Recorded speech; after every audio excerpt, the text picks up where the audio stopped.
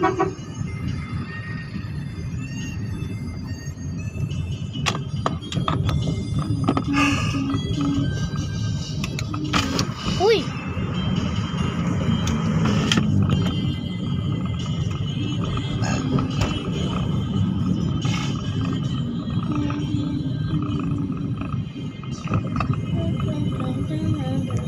Pero totoo yung sinabi nila, lahat ako personally, na nakakahina na yung yung alak. Kasi yung kagabi,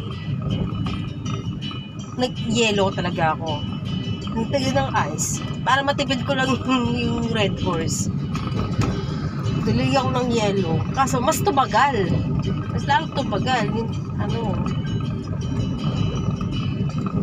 Pero pag botay yun, tulog talaga ako. Ngayon, mga anak ko, hindi mahinginom. Yun, natutuwa lang ako, hindi mahinginom yung mga anak ko.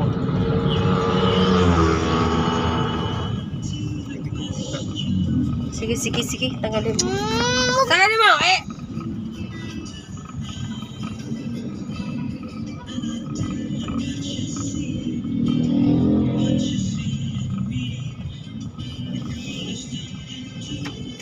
Bababa na kasi si Kuya Carl. Dito ba di ba? Saan ba dapat? Dito na yun. Ito. Wala ko sa telegram.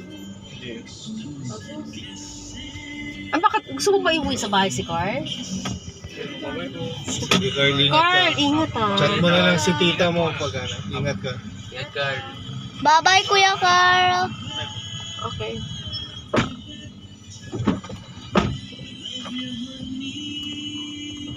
Malayo pa kasi yung bagay niya. Eh, saan ba siya dapat ibaba? Ano ko na-direct dito sa bahay? Masikip dyan sa loob yan. Mahirapan tayo bumalik dyan.